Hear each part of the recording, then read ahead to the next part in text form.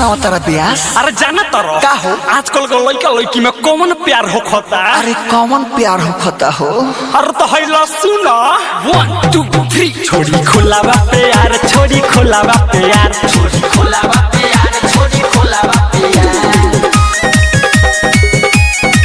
Music by Gaurav रोशन।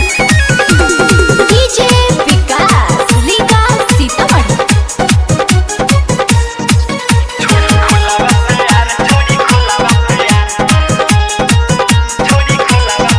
आज प्यार काल्हे बेलाई कोरा बोलाई जब आवे नहीं बतिया से लेला बोलाई जब आवे नहीं बतिया से लेला बोलाई